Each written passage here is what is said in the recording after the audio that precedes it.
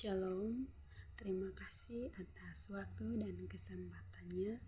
Saya atas nama Saruna Sabu dengan NIM 1.01/2021-0270, kelas G, semester 3, Prodi Pendidikan Agama Kristen.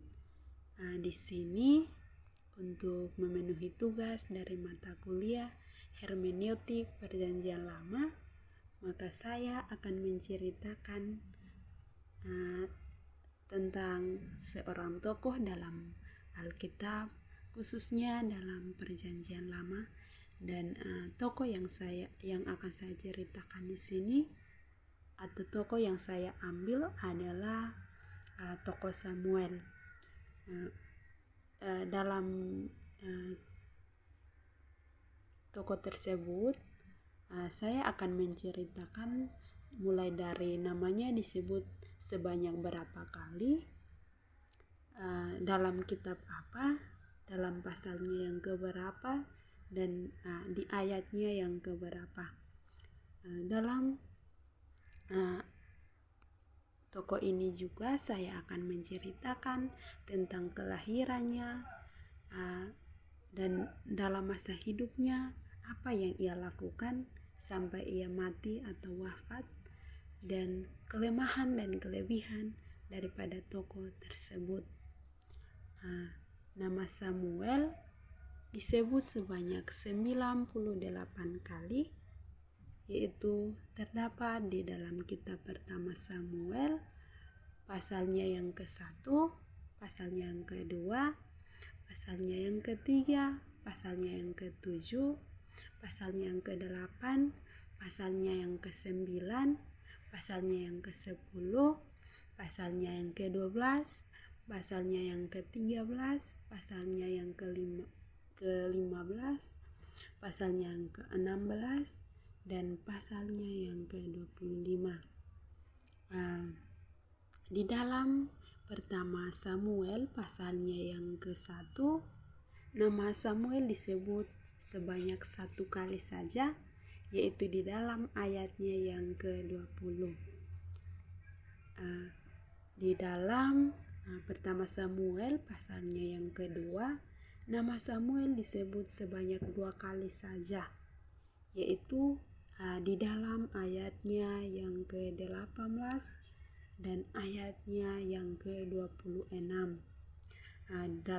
Di dalam pertama Samuel pasalnya yang ketiga, nama Samuel disebut sebanyak 17 kali, yaitu di dalam ayatnya yang ke-1, dalam ayatnya yang ketiga, dalam ayatnya yang ke-4, dalam ayatnya yang ke-6, dalam ayatnya yang ke-7, dalam ayatnya yang ke-8, dalam ayatnya yang ke-9, dalam ayatnya yang ke-10, dalam ayatnya yang ke-11, dalam ayatnya yang ke-15a, dalam ayatnya yang ke-15b, dan dalam ayatnya yang ke-16, dalam ayatnya yang ke-17, dalam ayatnya yang ke-18, dalam ayatnya yang ke-19, dalam ayatnya yang ke-20, dan dalam ayatnya yang ke-21.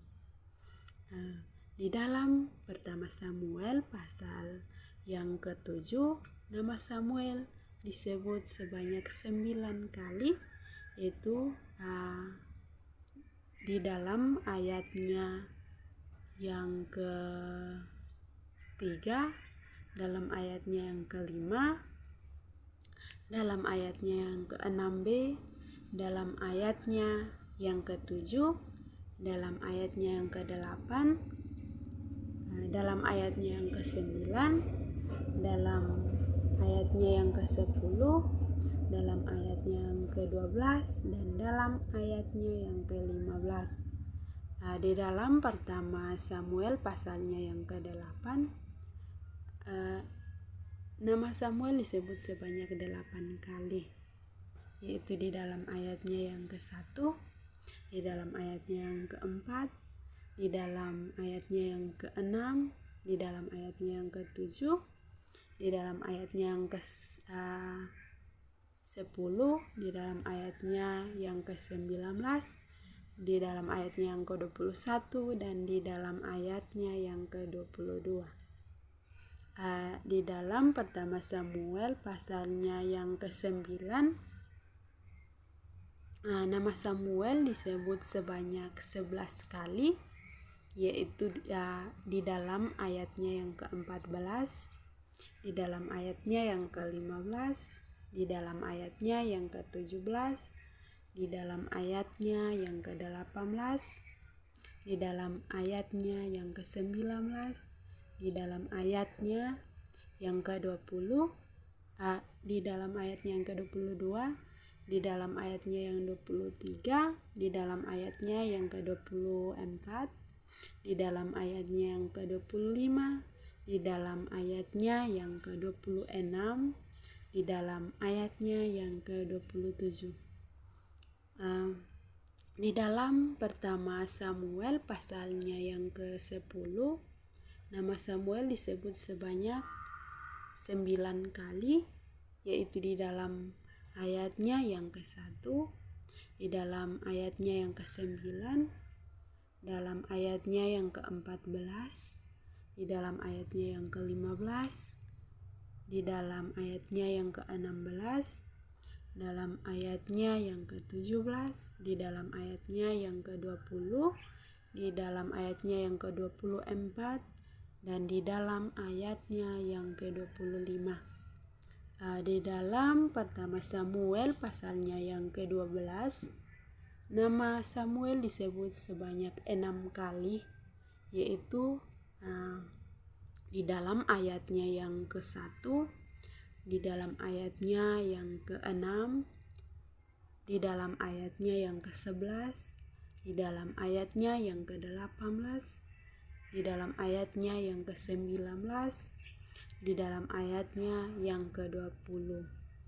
Dan di dalam pertama Samuel pasalnya yang ke-13, nama Samuel disebut sebanyak 4 kali, yaitu di dalam ayatnya yang ke-8, di dalam ayatnya yang ke-10, di dalam ayatnya yang ke-11, di dalam ayatnya yang ke-13, dan di dalam ayatnya yang ke-15.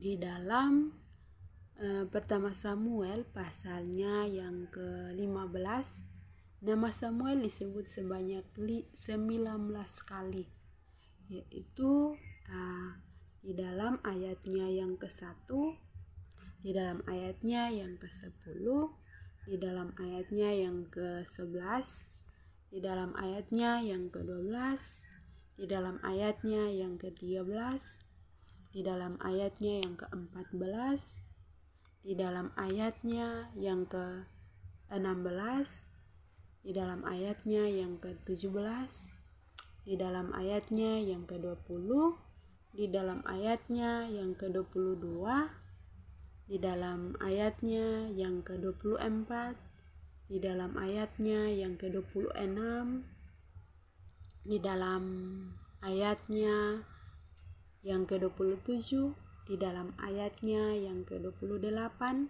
di dalam ayatnya yang ke-31, di dalam ayatnya yang ke-32, di dalam ayatnya yang ke-34, dan di dalam ayatnya yang ke-35.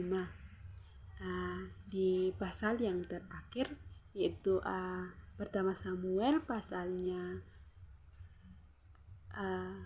bukan yang terakhir, tapi pasalnya yang ke-16, nama Samuel disebut sebanyak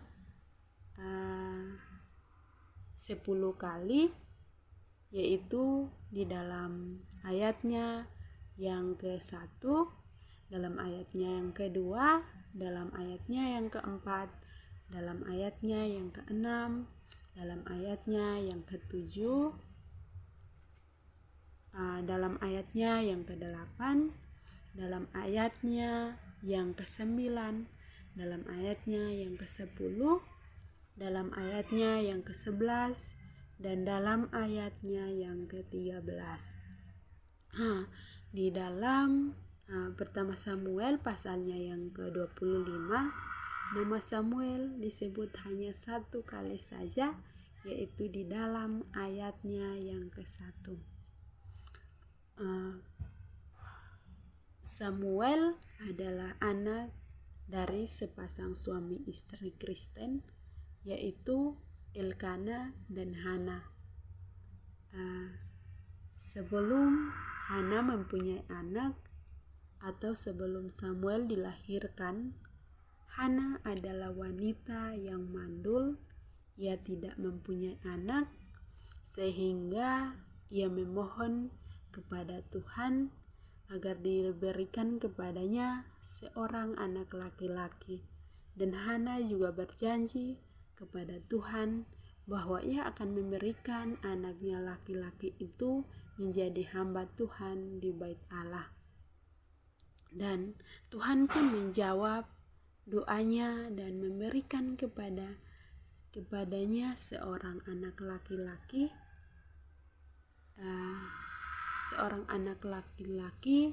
dan ia menamai anak itu Samuel. Oleh karena itu, setelah kelahiran Samuel, Hana memberi Samuel ke bait Allah untuk menjadi hamba Tuhan sesuai dengan janjinya kepada Allah.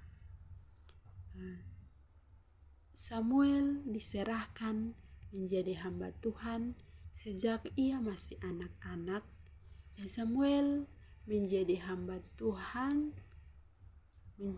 Samuel menjadi hamba Tuhan di bawah pengawasan Imam Eli. Ia dibesarkan oleh Imam Eli di bait Allah, dan pembelajaran agamanya juga dituntun oleh Imam Eli. Dan semakin berjalannya waktu, hari demi hari, Samuel menjadi semakin tua, dan sayangnya anak-anaknya Samuel, hidup mereka itu tidak sama seperti Samuel yang menjadi hamba Tuhan. Di sini saya akan menjelaskan sedikit tentang secara garis besar dalam kehidupan Nabi Samuel sejak kelahirannya, apa yang ia lakukan hingga ia wafat atau mati. Yang pertama itu Samuel diserahkan menjadi hamba Tuhan. Yang kedua adalah Samuel dibesarkan oleh Imam Eli. Yang ketiga, Allah memanggil Samuel dan memberikan nubuatan tentang keluarganya Eli. Yang keempat, Samuel mengurapi Raja Saul sebagai raja pertama bagi bangsa Israel. Yang kelima, Samuel mengurapi Daud untuk menggantikan Raja Saul. Yang keenam adalah Samuel wafat atau mati.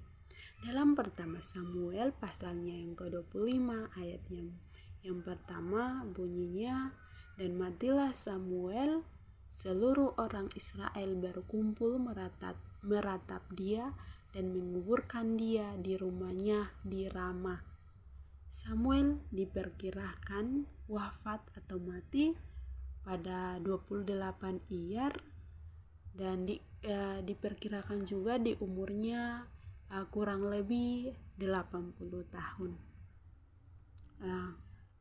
Samuel juga meskipun ia adalah seorang pelayan Tuhan, namun ia mempunyai mempunyai kelebihan dan juga kekurangan. Kelebihan daripada Samuel adalah pelayan Tuhan yang sangat aktif dalam setiap pelayanan, dan bahkan ia melayani Tuhan dari sejak ia kecil bahkan sampai ia mati. Ia masih tetap dia melayani Tuhan dari sejak ia masih kecil sampai ia mati. Dan Samuel juga mempunyai kelemahan, yaitu meskipun Samuel adalah pelayan Tuhan yang sangat aktif dalam setiap pelayanan, dan bahkan ia melayani Tuhan dari sejak ia kecil, akan tetapi ia juga mempunyai kelemahan, yaitu ia gagal dalam mendidik anak-anaknya. Dan dalam Alkitab tercatat juga bahwa ia dapat mengulangi kesalahan yang dilakukan oleh Imam Eli. Sekian dan terima kasih. Mungkin hanya ini saja yang dapat saya bagikan. Terima kasih. Shalom.